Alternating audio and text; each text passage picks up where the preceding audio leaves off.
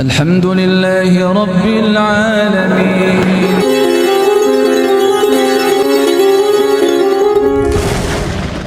Kali ini Rasul tidak hanya merespon suatu peristiwa, tidak hanya menjawab satu pertanyaan, tapi memang niat ngasih wejangan. Maka ibu-ibu yang di luar yang masih emo, coba Pak Tenang, Pak Menang.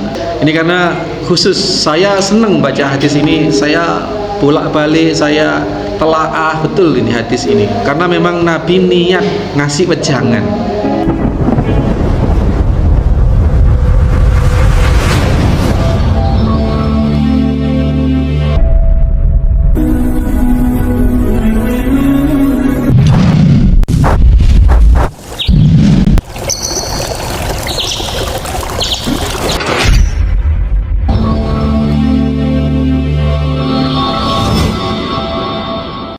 Assalamualaikum warahmatullahi wabarakatuh. Innal hamdalillah nahmaduhu wa nasta'inuhu wa nastaghfiruh wa na'udzu billahi min sururi anfusina wa min sayyiati a'malina. May yahdihillahu fala mudhillalah wa may yudlil fala hadiyalah. Asyhadu an la ilaha illallah wahdahu la syarikalah. Asyhadu anna Muhammadan abduhu wa rasuluhu wa man tabi'ahu bi ihsanin ila yaumil qiyamah. Allahumma salli wa sallim wa barik ala Muhammadin wa ala alihi wa sahbihi wa ba'd. Bapak-bapak, ibu-ibu, jamaah Masjid Al-Muslimun Curah Jeru Panji, serta segenap mustami, adik-adik, anak-anakku sekalian. Kali ini insya Allah secara khusus hadisnya adalah agak berbeda dari yang kemarin-kemarin. Hadis ke-62, kita masih dalam bab muraqabah, yakni kesadaran selalu diawasi oleh Allah Subhanahu wa ta'ala. Sehat semua ya Pak? Alhamdulillah. Ibu-ibu, ada gangguan mungkin masih mikir apa? Enggak ya? Soalnya kali ini hadisnya khusus Nabi memberikan wejangan.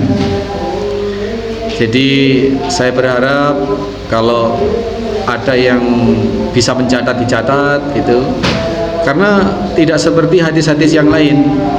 Kalau hadis-hadis yang lain itu merupakan Nabi memberikan satu komentar, itu merupakan respon atau jawaban, apakah dari pertanyaan, apakah dari melihat suatu keadaan, konfirmasi begitu. Misalnya seorang Arab Badui, tempo hari sudah kita pelajari apa belum di sini ya. Jadi Arab Badui itu bertanya, ya Muhammad itu. Jadi Arab Badui itu jambal. Ya Muhammad, bagaimana seseorang yang mencintai suatu kaum yang beriman, tetapi orang itu tidak bisa melakukan amal ibadah sebaik kaum yang dicintai. Nah, kemudian Nabi menjawab, al-mar'u ma'ahabbah.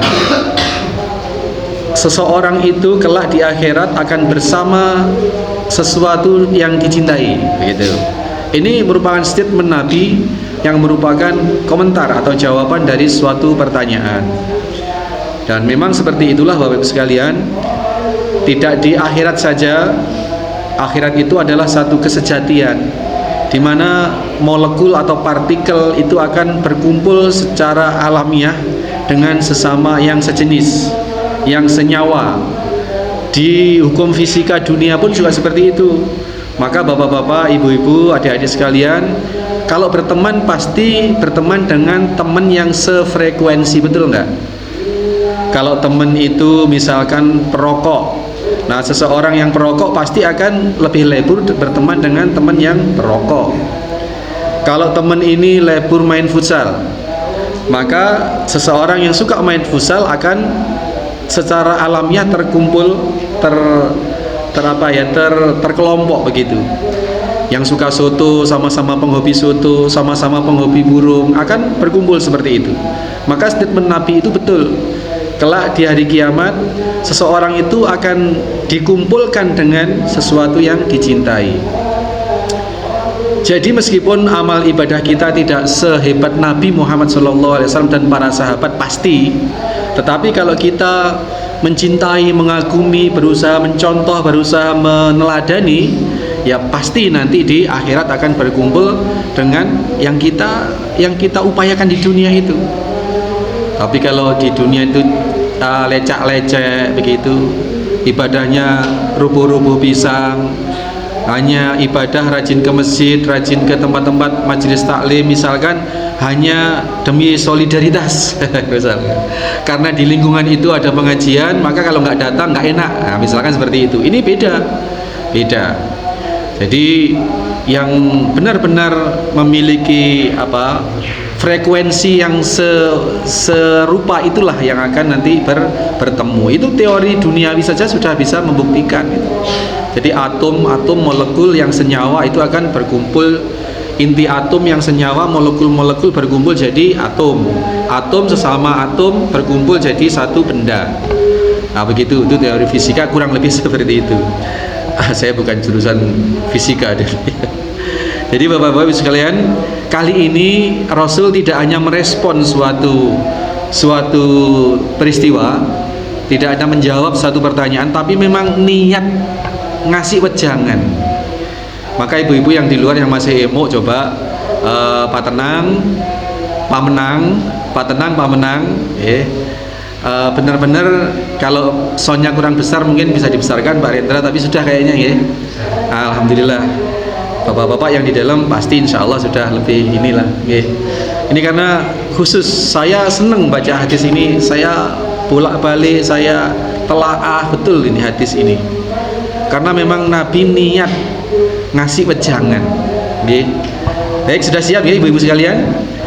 Kalau ada pulpen, ada kertas, monggo kalau mau dicatat. Karena ini nanti beberapa poin yang disampaikan oleh Nabi ini betul-betul memang Nabi niat gitu loh. Nabi niat memberi wejangan.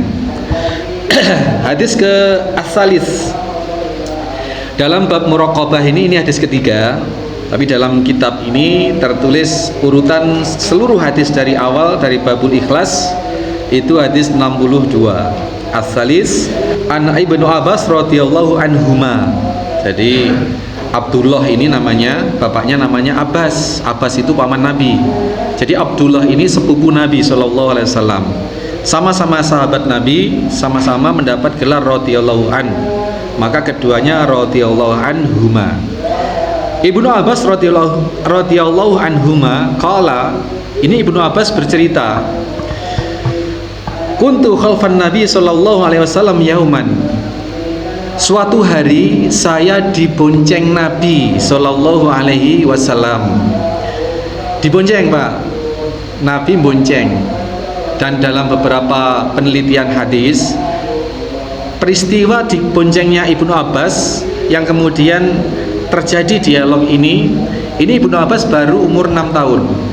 Masih sangat bocil. Sangat bocil, Pak. 6 tahun itu kalau sekarang ya TKB lah, belum masuk SD. Tapi anak-anak zaman sahabat, di era Nabi, anak-anak segitu sudah hafal Quran, biasa itu, Pak. Jadi Ibnu Abbas cerita, ketika sudah besar Ibnu Abbas cerita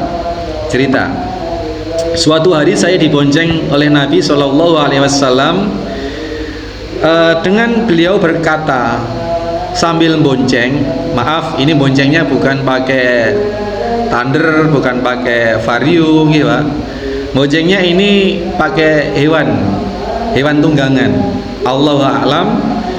Beberapa penelitian hadis ini ketemu naik khimar. Khimar itu semacam kuda tapi kecil, keledai. Nah, jadi tunggangan itu waktu itu ya kuda, keledai, terus onta. Kalau sapi itu hewan piaraan kayak kambing ya. Kerbau insya Allah nggak ada di Arab. Yang ada itu di Madiun, Banyuwangi, daerah Jawa Tengah itu Semarang. Itu di kampung saya masih dipakai bajak itu, bajak sawah. Sambil bonceng Jadi Ibnu Abbas itu dibonceng naik keledai, dan Nabi sambil bonceng ini sambil memberi wejangan kepada Ibnu Abbas, memberi wejangan. Faqala, perkataan Nabi begini Pak, ya gulam, wahai bocah. Ini gulam ini panggilan buat anak kecil tapi panggilan sayang Pak. Kalau sekarang mungkin ya Ananda gitu, wahai Ananda begitu. Itu panggilan sayang, panggilan apa ya, panggilan sayang. Ya gulam, wahai bocil gitu. Kalau sekarang kerennya kita bocil gitu ya. Ya gulam, ini a'lamuka kalimatin, aku akan mengajarkanmu beberapa kalimat atau suatu kalimat, yaitu kalimatnya ihfadillaha yahfadka, jagalah Allah maka Allah akan menjagamu. Nanti akan kita urai dalam fadilah hadis ini bagaimana menjaga Allah. Masa Allah suruh jaga gitu, masa kita suruh jaga Allah gitu. Nanti ada penjelasannya gitu. Ihfadillaha yajidhu tujahaka, jagalah Allah, niscaya Allah akan berada di pihakmu atau ada di kehidupanmu. Jagalah Allah. Di dua sudah. Idza sa'alta fas'alillah, kalau engkau meminta wahai bocah, wahai Ananda, mintalah kepada Allah. Maknanya adalah mintalah hanya kepada Allah, tak oleh minta selain Allah. Nanti juga akan kita urai ini. Wa idza sta'anta fasta'in billah, apabila engkau meminta pertolongan maka mintalah pertolongan kepada Allah Subhanahu wa ta'ala, pada Allah. Wa'lam, ketahuilah, annal ammata lam yanfa'uka illa bisyai'in qad kataballahu laka. Ini begini Pak, ketahuilah wahai Ananda bahwasanya apabila seluruh umat atau seluruh makhluk ini berkumpul kemudian ingin menimpakan, ingin memberi manfaat kepadamu dengan suatu kemanfaatan, maka lam yanfa'uka, maka niscaya tidak akan bisa memberi manfaat kepadamu. Kalau seluruh makhluk ini berkumpul menyusun kekuatan ingin memberi manfaat kepadamu, maka sungguh tidak akan pernah bisa memberi manfaat kepadamu illa bisyai'in qad kataballahu laka, kecuali sesuatu yang telah Allah tuliskan untukmu. Paham ya maksudnya gitu Pak? Jadi siapapun yang memberi manfaat pada seseorang tidak bisa kecuali atas izin Allah, kecuali atas sesuatu yang telah ditetapkan oleh Allah Subhanahu wa ta'ala.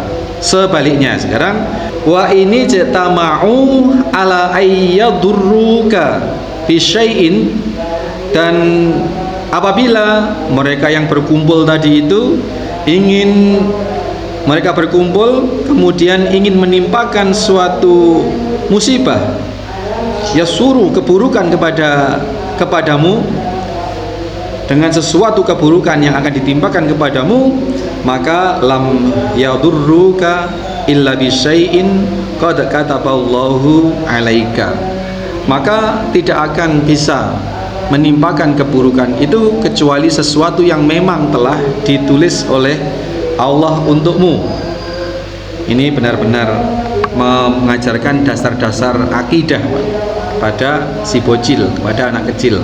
Dilanjut oleh Nabi SAW, rufi'atil aqlamu wa jaffatis suhuf. Ini maksudnya telah diangkat pena. Jadi sudah selesai nulis, pena sudah diangkat. Wa jaffatis suhuf, dan telah kering lembaran-lembaran itu. Rawahu Tirmidzi. Ini hadisnya wa qala hadisun hasan sahih. Wa fi riwayatin ghairi Tirmidzi, kata-kata Nabi agak berbeda tetapi memiliki muatan yang sama.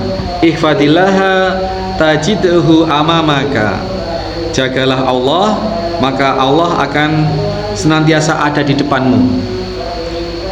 Ta'aruf ilallahi firraha, perkenalkanlah dirimu kepada Allah dikala engkau lapang. Ya'rifka fisiddah, niscaya Allah akan mengenalimu di kala kondisimu sedang susah atau sempit. Wa'lam, ketahuilah wahai gulam, wahai anak muda, wahai bocil, anama akhta'aka, sesungguhnya yang telah dibikin luput untukmu, lam yakul liyusibuka, maka tidak akan bisa menimpa kepadamu. Ini senada dengan yang tadi, Pak.